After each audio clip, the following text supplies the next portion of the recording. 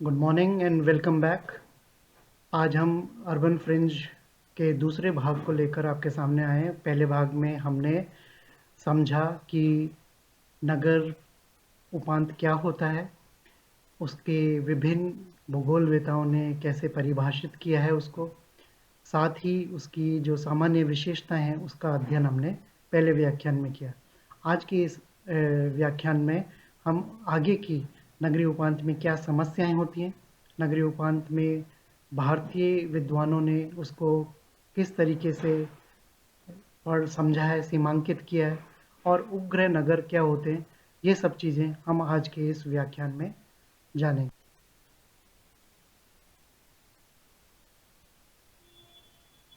उपांत क्षेत्र की समस्याएं। उपान क्षेत्र में भूमि उपयोग और जनसंख्या विशेषताएं तीव्रता से बदलती हैं।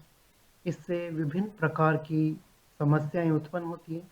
इसमें अधिकांश समस्याएं हमारे प्रशासनिक तंत्र की कमी के कारण है कि वो उपान क्षेत्र के तीव्रता से बदलते हुए भूदृश्य के साथ कदम नहीं बढ़ा पाता। भूमि उपयोग की समस्या।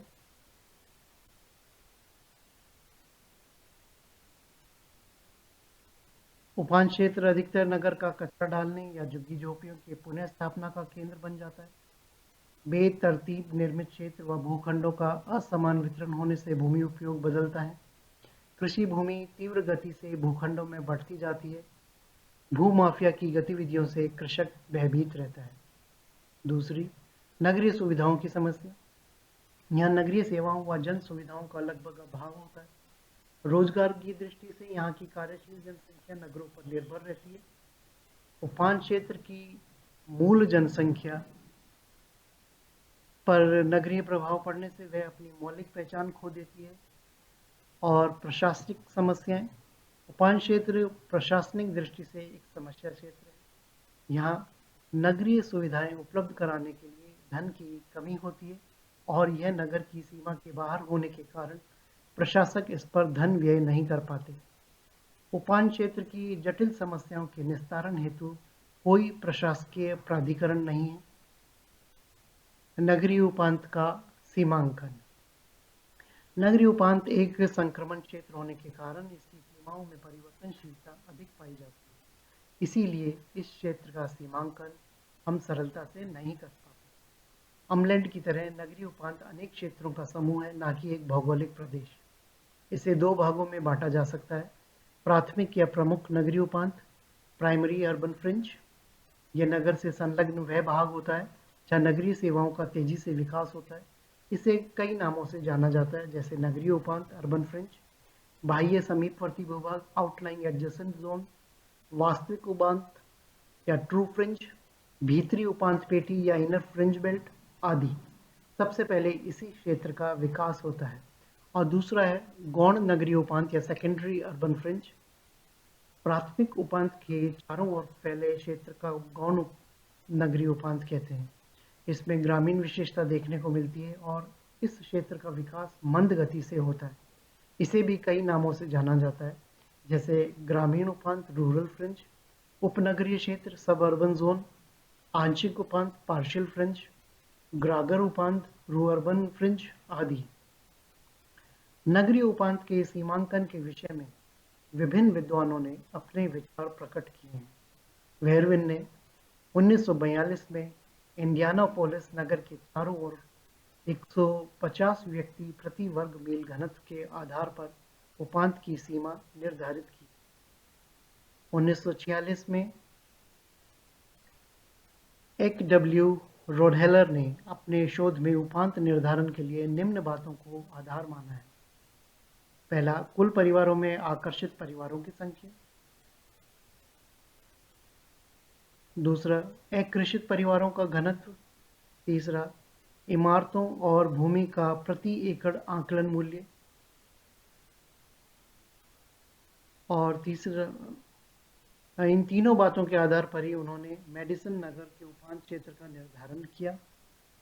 1948 में मायर्स और वीगले ने डेट्रॉयट नगर के उपांत का सीमांकन प्रदेश में कुल जनसंख्या में NV-RNF मतलब non village rural non farm जनसंख्या के प्रतिशत के आधार पर किया है।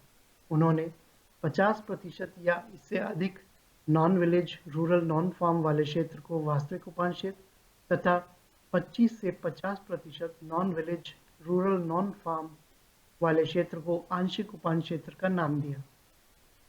1953 में मार्टिन ने अपने प्रकाशित लेख में यूगेनी नगर के उपान क्षेत्र का निर्धारण एक परिवार वाले मकानों के आधार पर किया और माना कि उपान क्षेत्र का विस्तार उस सीमा तक है जहां पर इस क्षेत्र के भूमि उपयोग का रूप खुले क्षेत्रों के बिखरे रूप में बदल जाता है। 1962 में बिलजार्ड और एडरसन ने विलियम्सपोर्ट नगर के उपान क्षेत्र का सीमांकन मोटर परिवहन के सर्वेक्षण के आधार पर किया। उपान क्षेत्र की आंतरिक सीमा उन क्षेत्रों को मिलाकर बनाई है जहां पर नगरीय सेवाओं का विस्तार पूर्ण रूप से विकसित मिलता है तथा ऐसे क्षेत्र जहां खेतों के मध्य नॉन फॉर्म निर्धारित की है। 1963 में डी मुखर्जी ने फ्लोरिडा नगर के उपान क्षेत्र के संबंध में नगर की प्रशासकीय सीमा के उपान क्षेत्र के आंतरिक सीमा के रूप में तथा उपान क्षेत्र के भूमि उपयोग के विश्लेषण हेतु उसके उपयोगानुसार 8 वर्गों में बांटा। नगरीय भूमि, रसदार उपवन भूमि, कृषि भूमि, चरागाह भूमि, रेंज भूमि, वन भूमि, निष्क्रिय भूमि और दलदली भूमि। 125% या उससे अधिक निर्मित भूमि को नगरीय उपांत का हिस्सा माना है। 1966 में जॉनसन ने उपांत क्षेत्र की सीमाएं जनगणना अथवा प्रशासकीय क्षेत्रीय इकाइयों के आधार पर निर्धारित की। आरजे प्रायोर ने उपांत का सीमांकन भूमि उपयोग की विशेषता, रिहायशी मकानों के घनत्व तथा जनसंख्या वृद्धि दर को आधार मानकर किया है। 1971 में एम के श्रीवास्तव ने उपांत क्षेत्र के सीमांकन में निम्न बातों पर ध्यान दिया: परिवहन सुविधाएं, जनसंख्या की व्यावसायिक संरचना, सामाजिक आर्थिक विकास और नगरीय सुविधाओं की उपलब्धता। केवाल नगर के उपान क्षेत्र का सीमांकन करते हुए प्रोफेसर उजागर सिंह ने निम्न आधार लिए: मकानों के प्रकार तथा निर्मित क्षेत्र में अंतर, नगर की सीमा तक पक्के मकानों का प्रतिशत अधिक होगा और दूर जाने पर कच्चे मकानों का प्रतिशत अधिक होगा। उपान क्षेत्र में नई, चौड़ी और सीधी सड़कें मिलती हैं जबकि नगर में ऐसा नहीं होता। दूसरा, निवासियों की व्यावसायिक संरचना। नगर में कृषि व्यवसाय में जुड़े व्यक्ति नगण्य होते हैं जबकि उपान क्षेत्र में 20 से 50% व्यक्ति और नगर से दूर जाने पर यह प्रतिशत भी बढ़ता है जो कृषि कार्यों में संलग्न होते हैं। तीसरा, औद्योगिक प्रतिष्ठान और बड़े संस्थानों का बसाव। उपांत क्षेत्र में प्रशासकीय कार्यालय, बड़े शिक्षा संस्थान, औद्योगिक इकाइयां देखे जाते हैं। आंशिक उपांत में चूने एवं ईंटों के भट्टे देखे जा सकते हैं। उन्होंने न केवल इसका प्रयोग कानपुर, आगरा, वाराणसी, इलाहाबाद और लखनऊ के लिए किया है। भारत में उपांत क्षेत्र का सीमांकन कुछ विशेषताओं को सापेक्षिक महत्व के अनुसार उपयुक्त मान प्रदान करके उचित निर्देशांक ज्ञात कर किया जा सकता है। ये विशेषताएं एक नगर से दूसरे नगर में अलग अलग होती हैं। ये विशेषताएं निम्न है, जैसे यात्रा समय, नगरीय आदतें, भूमि की कीमत, सार्वजनिक उपयोगी सेवाएं, अभिगमन जनसंख्या, अकृषित कार्य, जनसंख्या घनत्व, प्राथमिक कार्य, निर्मित क्षेत्र, पुरुष महिला अनुपात, साक्षरता, कृषि कार्य आदि। आरसी गुप्ता ने शाहदरा के उपांत क्षेत्र के सीमांकन में आंतरिक सीमा का निर्धारण पक्की सड़कें, विद्युत प्रदाय, जल प्रदाय, सार्वजनिक सीवरेज, भूमि उपयोग और भारी सीमा के लिए अर्धनगरीय सुविधाएं कृषि भूमि की सहायता ली है। एस के नांगिया ने उपांत क्षेत्र के निर्धारण के लिए निम्न आधार लिए हैं: जनसंख्या घनत्व 1961, 100 व्यक्ति प्रति वर्ग मील की समरेखा। दूसरा, जनसंख्या वृद्धि। तीसरा, परस्पर प्रभाव का सूचकांक 200 मिलियन व्यक्ति प्रति मील। चौथा, जनसंख्या घनत्व में सापेक्षिक बदलाव जो कि 1951 से 1961 में। पांचवा, प्रति 1000 पुरुषों पर महिलाओं की संख्या। और छठा, कुल श्रमिकों में से गैर कृषि कार्यों में जुड़े श्रमिक।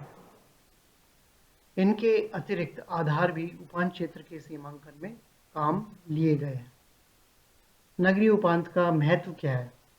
नगरीय उपांत का नगरों में कार्यात्मक अध्ययन की दृष्टि से महत्व होने के साथ साथ नियोजन की दृष्टि से भी महत्व है। नगरों के भावी विस्तार को ध्यान में रखकर ही नगर नियोजक उपांत क्षेत्र के नियोजन की बात कर सकता है। अगर उपांत क्षेत्र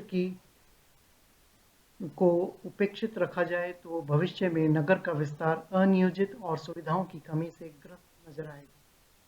पी क्वेल ने नगर और उसके समीप के भूमि उपयोग पर अधिक ध्यान देने की आवश्यकता पर बल दिया है। अभिगमन तथा कार्यस्थल की यात्रा जैसी प्रक्रियाएं उपांत क्षेत्र से ही संचालित होती हैं। अतः उपांत क्षेत्र में आवागमन के साधनों का विकास भी नियोजकों के लिए आवश्यक हो जाता है। भारतीय नगरों के नगरीय उपांत का जो अध्ययन किस प्रकार से हुआ है? भारत में इस विषय पर अध्ययन 1950 से 60 के दशक में प्रारंभ हो गया था, लेकिन किसी नगर विशेष के उपांत क्षेत्र का अध्ययन 1970 के बाद ही देखा जा सकता है। 1955 में आर.एल. सिंह ने बनारस नगर के संक्रमण क्षेत्र का अध्ययन किया। एल्फसन ने मुंबई, दिल्ली, चेन्नई, हैदराबाद और बड़ौदा नगरों के उनके पृष्ठ प्रदेशों से संबंधों का विश्लेषण किया और नगर का उसके परिधि क्षेत्र में भूमि पर विकास का प्रभाव का आकलन किया। के.वी. सुंदरम ने दिल्ली के उपांत क्षेत्र के अध्ययन में देखा कि उपांत क्षेत्र का दैनिक अभिगमन, वस्तु विनिमय व सेवाओं के संदर्भ में मुख्य नगर से घनिष्ठ संबंध है। उपांत क्षेत्र मुख्यतः सड़कों के सहारे विकसित हुआ है।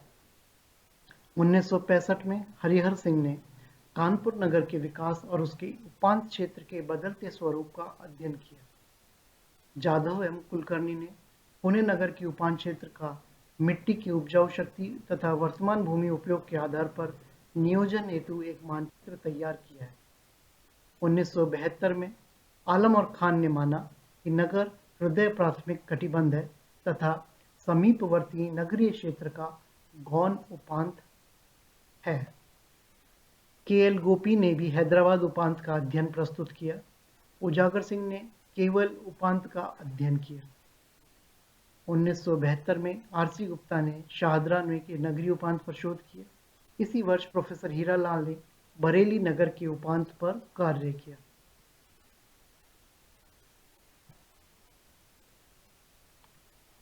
आप इस चित्र के अंदर देखिए, ये प्रोफेसर हीरालाल ने जो बरेली नगर के उपांत पर काम किया था, इसमें ये वाला जो क्षेत्र है जिसमें मोटे मोटे ये काले डॉट्स नजर आ रहे हैं, ये आपका नगरीय क्षेत्र है।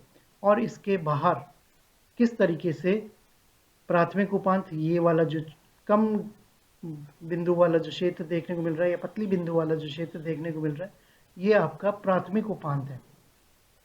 और ये जो है लंबी खड़ी लाइनें जो आपको देखने को मिल रही है, ये इसका गौण उपांत क्षेत्र है। ये ऐसा प्रोफेसर हीरालाल ने बरेली के संबंध में उपांत क्षेत्र के अध्ययन में बताया। जी.डी. सिंघल ने गया नगर, एम. गांगुली ने कलकत्ता, फड़के व सीता द्वारा मुंबई तथा आर.एल. सिंह, एम. के. श्रीवास्तव ने इलाहाबाद के उपांत में भूमि उपयोग प्रारूप के परिवर्तन का अध्ययन किया है। बी. हाइमा ने चेन्नई नगर के उपांत का और जाफरी व साहू ने शिलोंग नगर के उपांत क्षेत्र का अध्ययन किया और बताया कि गुवाहाटी की ओर जाने वाली सड़क पर विकास तेजी से हो रहा है। 1920 में देश पांडे, अरुणाचलम और भट्ट ने दक्षिणी कोंकण के नगरों और उनके उपांत क्षेत्र का अध्ययन प्रस्तुत किया। सिन्हा ने पटना के नगरीय उपांत का विस्तृत अध्ययन कर कहा कि उपांत क्षेत्र अपकेंद्रीय शक्तियों का परिणाम है, जबकि नगर का केंद्रीय व्यापार क्षेत्र अभिकेंद्रीय शक्तियों का परिणाम होता है। सुदेश नांगिया ने दिल्ली नगर के उपांत क्षेत्र का अध्ययन किया और उस पर प्रकाश डाला। अब जो चित्र, पहला चित्र मैंने जो आपको दिखाया था, उसमें उपग्रह नगर आपको बताया था। अब उपग्रह नगर क्या होता है, इसके बारे में हम जानते हैं। उपग्रह नगर किसी नगर के समीप स्थित छोटे तथा सहायक नगर को कहते हैं। यह शब्द प्रथम विश्व युद्ध के बाद उद्यान अर्थ का मतलब बदला और ये वो नगर बने जो बड़े नगरों पर निर्भर होते हुए भौतिक रूप से उनके अलग और स्वयं का अस्तित्व रखते हैं। इनकी स्वयं की निकाय होती है। ये मुख्य या केंद्रीय नगर के कार्य में सहायक होते हैं तथा इससे प्रत्यक्ष और दैनिक सेवाएं भी प्राप्त करते हैं। जैसे दिल्ली का एक प्रमुख उपग्रह नगर है गुरुग्राम। इनका विकास प्रमुख सड़क मार्गों के किनारे हुआ, जो रिबन विकास का ही एक रूप है। कुछ मायने में ये विश्राम नगर भी कहे जा सकते हैं, जहाँ लोग रात में विश्राम करते हैं तथा दिन में नगर अभिगमन करते हैं। उपग्रह नगर को अनुषंगी नगर भी कहा जाता है। भूगोल परिभाषा कोश के अनुसार एक बड़े नगर से अलग किंतु सबसे संबद्ध छोटे अन्य नगर जो अनेक आवश्यक कार्यों व सेवाओं के लिए उस बड़े नगर पर निर्भर रहते हैं, उन्हें उपग्रह नगर कहते हैं। कई बार इन्हें उपनगर समझा जाता है, जो कि गलत है, क्योंकि उपनगर मुख्यतः आवासीय स्वरूप के होते हैं, जबकि उपग्रह नगर रोजगार प्रदान करते हैं। उपनगर नगरों के अत्यंत निकट होते हैं, जबकि उपग्रह नगर केंद्रीय नगर से कई किलोमीटर दूर स्थित होते हैं। उपनगर नगर में आवासीय स्वरूप के अलावा अन्य भूमि उपयोग भी देखने को मिलता है और इनका केंद्रीय नगर से घनिष्ठ आर्थिक संबंध होता है, किंतु उपनगर के बजाय कम होता है। फ्रीमैन तथा ब्रिटिश जनगणना दोनों के अनुसार एक नगर अपने उपग्रह नगर के साथ मिलकर सन नगर का निर्माण करता है। विश्व के विभिन्न भागों में महानगरों का दबाव कम करने के लिए उपग्रह नगरों का विकास किया जा रहा है। दिल्ली राज्य में उपग्रह नगर की संख्या बढ़कर 58 पहुंच गई है, जिसमें गुरुग्राम, फरीदाबाद, नोएडा और गाजियाबाद प्रमुख उपग्रह नगर देखने को मिलते हैं। तो आज जो हम बात कर रहे थे, उस इकाई के अध्ययन में हमने समझा कि नगरों की बढ़ी हुई जनसंख्या को स्थान देने के लिए समीपवर्ती ग्रामीण क्षेत्रों पर आक्रमण के द्वारा नगर का क्षेत्रीय विस्तार बाहरी दिशाओं में फैलता है। ऐसे क्षैतिज विस्तार से कैसे ग्रामीण क्षेत्रों का भूमि उपयोग बदलता है और कैसे वहाँ नगरीय सुविधाओं का विस्तार होता है। साथ ही हमने इस उपान क्षेत्र की विशेषताओं और समस्याओं को समझा। उपान क्षेत्र के सीमांकन में विभिन्न विद्वानों द्वारा अपनाया गया मापदंड कैसे समय के साथ परिवर्तित हुआ, ये हमने जाना। साथ ही यह भी देखा कि नगरों की बढ़ती हुई जनसंख्या की स्थान पूर्ति उपांत प्रदेश में या उसके समीप उपग्रह नगरों के विकास से भी होती है। तो आज के लिए इतना ही। हम शीघ्र नगरीय भूगोल के नए टॉपिक के साथ आपके सामने उपस्थित होंगे। धन्यवाद।